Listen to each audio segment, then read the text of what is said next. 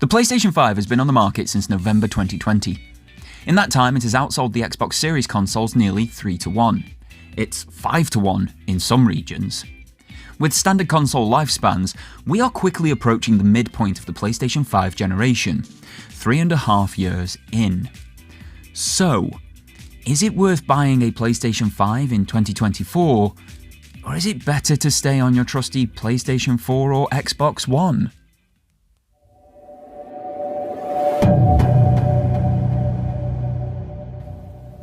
To start answering that question, I think it is advantageous to know the differences between the two generations of hardware. While to the average user the actual words might not mean much, their impact on the overall user experience can be large. Take the PlayStation 5's SSD. This doesn't have moving parts, so longevity and reliability should be much higher. In addition to that longevity, search, location, and therefore loading is much quicker. But with transfer speeds matching and exceeding PC's PCIe Gen 4 SSDs, games loading feels instantaneous. Just look at this fast travel in Spider-Man 2. That speed is hugely noticeable to the player. From loading the console up to getting into a game to reloading after a death, the PS4's mechanical hard drive is exponentially slower.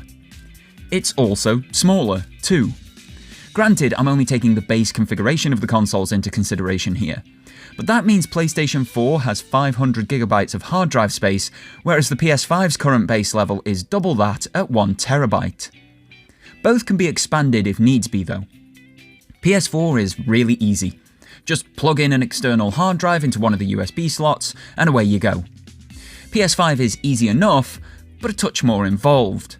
You have to take the side plate off and install an M.2 drive with specific read and write speeds into a designated slot. Ginormous heatsink is optional. Now, while load times are nice, to many, they aren't enough to buy new hardware and move to a new generation. So what else does PlayStation 5 boast? It has different HDMI technology to the PS4. This means that with a compatible screen, you can get much higher frame rates, all the way up to 120 per second. This makes game flow better and seem much more natural to many people's eyes. But even with an older TV or monitor, PS5 will more often than not offer double the frames per second over the PS4, giving you 60 frames per second versus 30 frames per second. Is this make or break? Once you've experienced it, yes. But if you haven't yet played a game in higher frame rates, you aren't going to know that you're missing out. The PS5 is also quieter than PS4 due to the cooling system. The PS4 uses fans that pull and expel air through quite small vents. This means they work hard and will clog up quite quickly, which means the fans then work harder, which gets very loud very quickly. PS5, on the other hand, uses a combination of liquid metal heat sinks and a large fan. It is much more efficient than PS4, meaning you feel the heat of the expelled air and can even increase the room temperature while keeping your console at an optimum temperature. But it is how quiet this approach is that matters, and it is a massive quality of life boost. So far, there is nothing that really says PS5 is so much better than PS4 that would make someone still on a PS4 want to upgrade. Heck, even resolution isn't that different. If you have a PlayStation 4 Pro, which you can pick up for around £150 currently, you will get 4K resolution output. Now, this isn't native 4K. It is some clever upscaling from around 1800p. But on the same television, to the same user, with the naked eye, there is no perceptible difference in resolution between PS4 Pro and PS5's native 4K resolution. The PS4 Pro will even offer you 60 frames per second in some games with a minor hit to that resolution. Even aesthetics can be argued either way. PS4 was a sleek black box designed to fit your entertainment unit of 2013, and I think it looks great. The PS5 is an ostentatious white and black behemoth unafraid of its own aesthetic, which I also love. But as with everything design-based, personal preference will play a huge part in the importance of this aspect to you. The big difference, that is a big reason that many people will jump generations though, is the DualSense controller. I've been lucky enough to have this console since launch day, and even now, 3.5 years later, this controller regularly blows me away. It does the same as what previous generation controllers did. Controls your games, gives you feedback, pairs to multiple different devices really easily, and is powered via an internal battery that can be charged from any electricity source.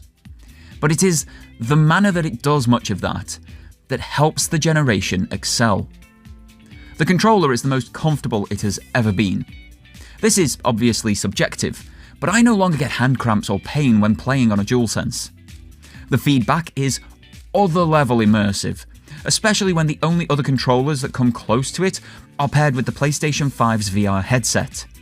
Its triggers have varying resistance, so you feel like you are taking on the activity that the character is, or in games like Returnal, alternate fire is just a slightly harder pull of the trigger away. The haptic feedback is incredibly nuanced, offering a feel of where things are happening as well as audio and visual cues. In upcoming multiplayer games like Concord, this could drastically improve your gameplay and reaction times. These factors change game to game as well, depending on the developer's implementation of them, which keeps the generation feeling fresh. The controllers last well too. My oldest DualSense, a launch day one that was bundled with the console, is still in perfect working order. Yes, there is wear and tear. The PlayStation symbols that make up the grip have worn down in places that are regularly gripped, and the analog sticks are a touch freer moving than on my other ones. But its battery still lasts 6+ hours on a single charge. All feedback and input is instant and perfect, and it feels wonderful in the hand. All of these hardware factors combined do add up to a big win for the PS5. Faster loading means more time actually in-game when you steal that beautiful moment to enjoy yourself.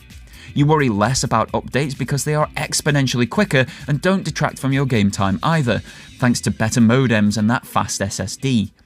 The games are then far smoother when playing thanks to more power, better HDMI tech and near-instant load times. Gameplay is quieter while being generally better, plus bonus room heating in the winter months, and the controller makes everything so much more immersive and lasts really well too. The hardware makes a strong case to upgrade. But as alluded to in the section where I spoke about the DualSense, the hardware is only half of the equation. The rest is software. At 3.5 years into the PS4, so mid-2016, we had a multitude of reasons to be on PlayStation 4. Games that hadn't launched PS3 versions, that could only be experienced on the new console. From excellent entries in beloved first-party franchises such as Infamous Second Son and Uncharted 4: A Thief's End, to third-party titles that weren't on the old gen like Metal Gear Solid 5: The Phantom Pain and Assassin's Creed Syndicate, there was a reason for nearly every PlayStation 3 user to upgrade to not miss out on the experience that they wanted. PS5, on the other hand, has had a lot less generationally exclusive titles. My favourite of the generation, the near-perfect God of War Ragnarok, is 100% playable on the PlayStation 4. Yes, the challenges of the hardware are all present in the PS4 version, but the God of War experience doesn't diminish from longer loading and rumble instead of haptics. The same is mostly true for Horizon Forbidden West, one of the graphical showcases of the PS5. The base game is 100% playable on PlayStation 4. Now yes, the Burning Shores DLC is not available on PS4, and to me, that is the best aspect of Forbidden West, outclassing the base experience. But is additional content enough to make someone buy a new £500 console when it's not on sale? Every Call of Duty since 2020 is on PS4. Every Assassin's Creed, Overwatch 2, Apex Legends, Destiny 2, Crash Bandicoot 4, Battlefield, FIFA, Formula 1, and NBA 2K, all games are on PlayStation 4. Only in late 2024, with new releases in these franchises, are we starting to see some of the third-party developers drop last-generation support. Pure PS5 experiences are thinner on the ground than pure PS4 ones were at the same time in its generation. You have Demon's Souls, the first of the Soulsborne games, and it is excellent, but it's also a remake of the PlayStation 3 phenomenon, which doesn't feel too different. There are incredible experiences like Astro's Playroom, which is installed on every PS5 at purchase and showcases the console excellently. There is Returnal, which does a great job of showing off the console in different and more mature ways while also maintaining its own identity in the roguelike genre. There's Ratchet & Clank Rift Apart and Spider-Man 2 from Insomniac Games, both of which are incredible, both of which bring something different to the table. There are great third-party options like Final Fantasy XVI, Rise of the Ronin, Stellar Blade, and Forspoken. In 2024, the pace has picked up slightly. Kicking the year off was the exceptional Helldivers 2. There was the aforementioned releases of Rise of the Ronin and Stellar Blade, and of course the mighty Final Fantasy VII Rebirth. There are experiences exclusive to the console, and they are increasing as time progresses, which can feel like pressure upon a consumer to make the jump sooner rather than later. But that pressure only mounts if the titles are something the user wants to play, and outside of a few titles, for most people, that reason isn't there just yet. Or is it? With PlayStation 5, for the first time in PlayStation's history, the console is fully, barring a few outlying exceptions, backwards compatible with the PlayStation 4. Many companies, especially in the crossover period that has lasted 3.5 years thus far, have released PlayStation 5 patches for PlayStation 4 titles. Take 2018's God of War as an example. The free patch, which automatically downloads the first time the game is played on a PS5, has the game run at native 4K and a solid 60 frames per second. Something games released years later, like Suicide Squad Kill the Justice League, completely failed to achieve. The Last of Us Part 2, Ghost of Tsushima, Immortals Phoenix Rising, Assassin's Creed Valhalla, Odyssey and Origins, Destiny 2, Assetto Corsa Competizione, Ghost Runner, No Man's Sky, Spider-Man Miles Morales, Horizon Zero Dawn, and a bunch of other wide-ranging releases all run better on PlayStation 5. It takes those existing experiences and enhances them with better visuals, higher frame rates, faster loading times, and sometimes even DualSense features too. But is it enough to definitively say that you need a PS5 in 2024? Well, there's a touch more to the equation, and that is the accessories. PS5 is the most well-supported generation of PlayStation console in terms of official accessories. These aren't vital accessories, they aren't required to play the console at all, and your experience is not diminished if you don't have them. But they can be additive for the right sort of gamer. Let's start with their most expensive accessory, the PlayStation VR 2. Personally, I love this headset. It is the best bang-for-buck VR headset available with specs that I appreciate, like 4K screens, 120Hz refresh rate, headset feedback, resistive triggers, haptic feedback, and it's plug and play. Plug it into the front USB-C port of your PS5 and away you go. It's that easy. The games have been steady and varied with great quality across multiple genres too, and it rarely goes any period of time unused. Adding more ways and reasons to play, while coming at additional expense, heightens the value proposition of the console itself. But this headset is £569 with Horizon Call of the Mountain included. More than the actual console itself. It's a big ask for that additional outlay, but in my eyes, well worth the money. The PlayStation Portal, on the other hand, is the opposite end of the spectrum. For £200, you get a remote player for the PlayStation 5 console. But it doesn't work reliably enough to justify that price, especially when phones, tabs, laptops, etc. do the same as the Portal, and more, better, and are already in users' possession. It doesn't add anything to the experience, except being able to play away from the console, which again, for less money, your existing devices will already do. The DualSense Edge is a £210 Pro controller with mappable rear levers, swappable analog sticks, adjustable trigger travel, and more. It again is plug and play, and grossly undercuts the likes of SCUF or custom controls on price and versatility for other Pro controllers. It also keeps the best parts of the DualSense with resistive triggers and nuanced haptic feedback, while shipping with a beautiful protective carry case and locking charging cable, preventing charging port damage if you catch the charging cable while it's plugged in. There are then audio options, from the 3D Pulse headset, offering over-ear high-quality audio via a dongle. It can be used externally to the PS5 as well. I use mine to listen to music, talk on Discord, and even in professional scenarios such as work calls. Recently, the Pulse range expanded with the Elite and Explore. Elite is a minor step up over the 3D with an extendable mic for better voice quality, slightly bigger and better tuned drivers, and PlayStation Link technology. Explore are earbuds also running PS Link, which is essentially a Wi-Fi direct connection, allowing the headset and buds to connect wirelessly to the PlayStation. But only if you have the Slim or the Portal. They still need a dongle for everything else. There are faceplates available to personalize your console's aesthetics, and third-party options to expand that personalization even further. A multitude of controller colors and designs too, charging accessories for the DualSense controllers, VR2 and Edge controller.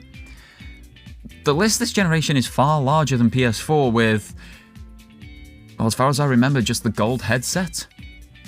When combined, these features, hardware advancements, accessories, games and updates do make the PS5 feel like a massive upgrade, and if you experience them, it makes it so hard to go back to a previous generation option. But should you buy a PS5 in 2024? Now I own one, and I love it. I've had it since launch day, and my overall game time has increased by owning it, because it just loads so fast and integrates so well with other devices and services. But it depends on where you are coming from now in 2024, on if it is a worthwhile purchase. For anyone dead set on buying a new generation console, PS5 makes the most sense. It has some of the best exclusives on the market, enhances and improves your back catalogue, gets all of the big third-party options, and even gets some Xbox games, something that doesn't happen the other way around. Just on the games front, it makes the most sense. But for those on the fence, the people with a PlayStation 4 or Xbox One who aren't yet convinced on the next generation, I'm not sure there is enough to force the move. All of the little things do add up to feel massive, and I do notice them more in my regular returns to the PS4 Pro to play games there, because it's not as joyous or as easy an experience as either I remember it being or the PS5 is. With that said, however, only a handful of games are not available on the PlayStation 4 since the PS5's launch. If you have never experienced the advancements of the PS5, the PS4 or Xbox One can still fulfill the role of primary home console perfectly, meaning there is no need to upgrade. But, from internal rumblings at Sony, earnings calls, strategy meetings and so on, this quiet period that we are in, this lull in game releases and exclusive reasons to need a PS5, is about to come to an end in a big way. PS5's second half of its lifespan is going to be incredible with the best first-party and third-party releases on the system if these meeting notes are to be believed. September 2024 is the expected date for all of these announcements to be made public, and come that time, when there is then a reason to jump to this generation, there might just be stock shortages again. So, now, in this lull, might just be the best time that there has ever been to purchase a PlayStation 5. This review was produced after 3.5 years' use of a PlayStation 5 purchased personally by Doragon. Neither Sony nor PlayStation know this video is being made. They have no copy approval or early preview of the contents. If they do see it, they will see it for the first time right alongside you. I would like to thank you all so much for tuning in. If you've liked this video, I think that these will also be of interest to you. In the meantime, my name is Doragon. You can find me on threads at Doragon86 or in the Discord in the description below. And until next time, folks, have yourselves a fantastic day and take care.